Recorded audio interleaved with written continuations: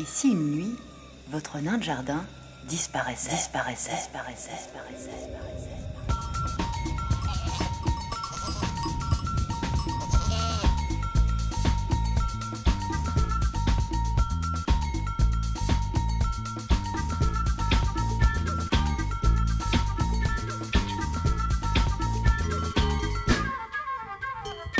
Ça se situe un peu par là, je crois bien. Il est comment ce canton? Beau, moche, peuplé, pas peuplé? Bon, j'aime bien toutes les balades qu'il y a et puis c'est assez bien. Nous, on sort pas autrement, on n'a pas de voiture, on reste un petit peu par ici autour. Puis j'aime bien la neige qui brille comme des paillettes. Coucou la Suisse, aujourd'hui, le canton de Fribourg. Nous irons à Morat, une jolie petite ville historique. À Fribourg, le chef-lieu du canton. À Chiètre, dans une bulle, sous les tropiques. À Gruyère, au pays du fromage, où nous goûterons évidemment à la fondue moitié-moitié.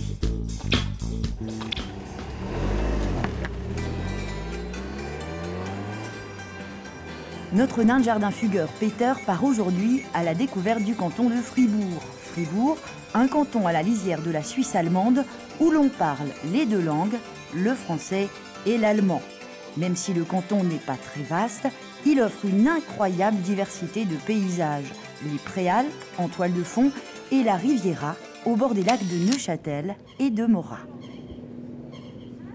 Morat, c'est notre première étape. Cette ville de 5000 habitants ressemble à une carte postale. Son petit lac est une merveille et avec un simple morceau de pain, on se fait plein de nouveaux amis.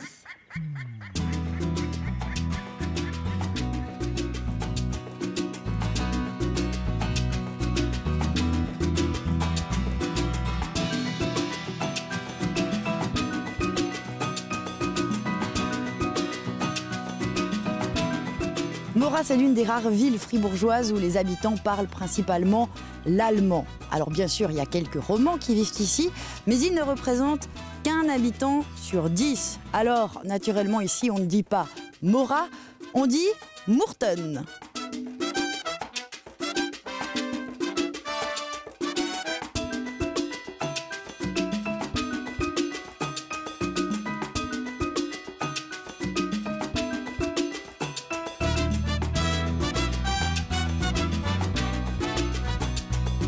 Notre voyage se poursuit à l'intérieur des terres fribourgeoises et au premier coup d'œil, on s'aperçoit que Fribourg est un canton agricole.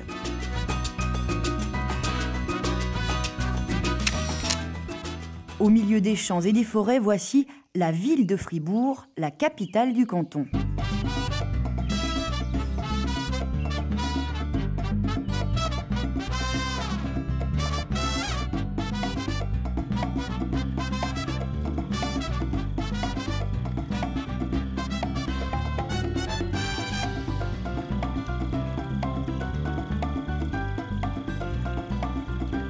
Fribourg, comme le reste du canton, est une ville bilingue. On y parle aussi bien l'allemand que le français. Alors, pour s'y retrouver autrefois, eh bien, la ville était divisée en deux. D'un côté de cette rivière, la Sarine, on parlait allemand, et de l'autre côté, on parlait français. Aujourd'hui, les Suisses allemands et les Suisses romands vivent mélangés. Et Fribourg, à cheval sur la frontière des langues, est un bel exemple de tolérance.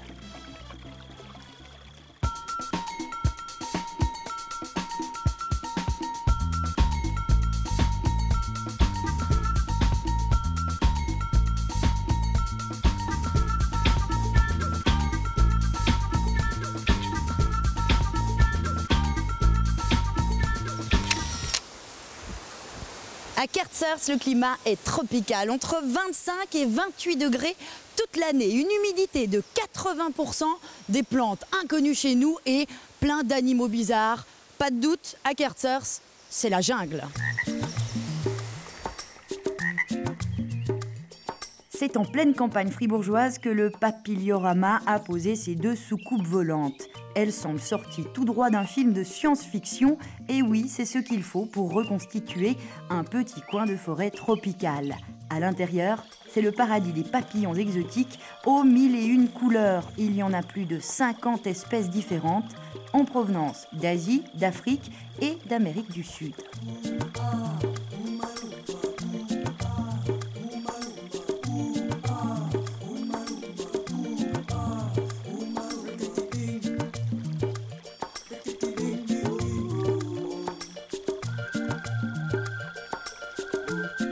C'est très bien parce qu'on peut en apprendre un peu plus.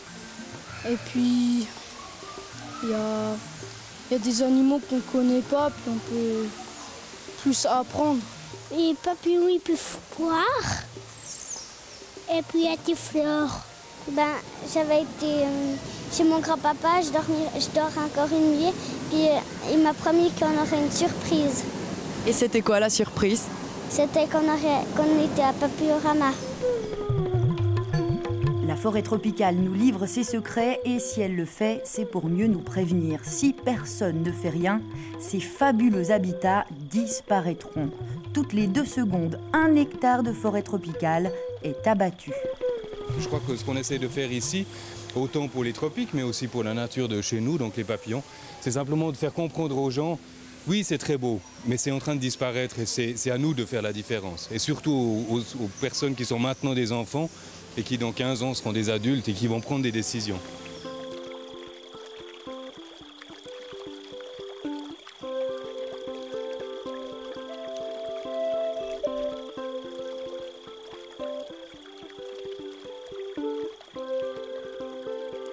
Aujourd'hui, la moitié de la forêt tropicale est déjà décimée et les spécialistes estiment que chaque jour, 40 espèces animales s'éteignent. Nous ne les verrons plus jamais. En repartant, on se dit que décidément, l'homme est bête.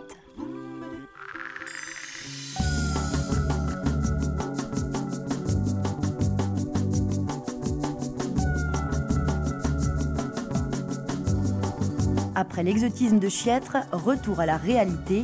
Au pied des Alpes fribourgeoises, la neige s'accroche encore. Nous arrivons au pays du fromage.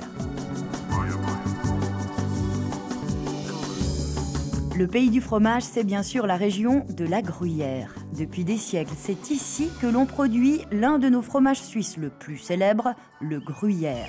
Et le gruyère, ça se déguste dans la petite ville de Gruyère. Gruyère est perché sur une colline qui domine toute la région. On reconnaît de loin la silhouette de son célèbre château. Tant mieux, Gruyère est une ville piétonne. Les visiteurs laissent leur voiture à l'entrée de la localité. C'est vrai qu'à pied, c'est encore plus sympa.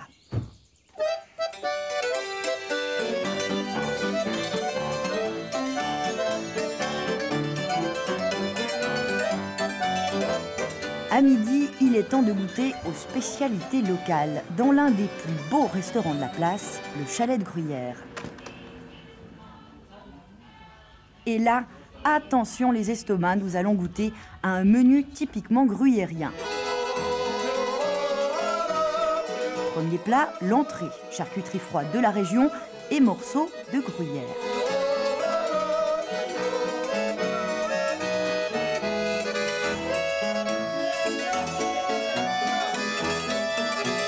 Deuxième plat, la fondue bien sûr. Ici, on la déguste moitié-moitié, un peu de vacherin, un peu de gruyère et le tour est joué.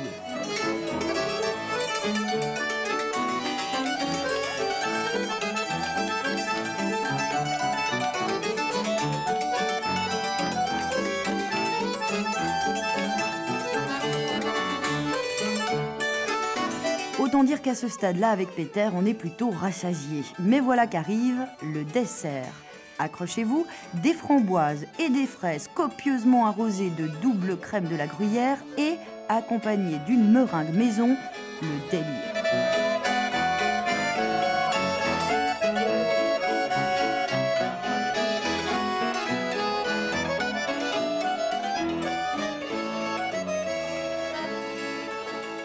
C'est le ventre forcément un peu lourd que nous quittons la fabuleuse cité de Gruyère, à l'heure à laquelle les nains de jardin redeviennent des nains de jardin.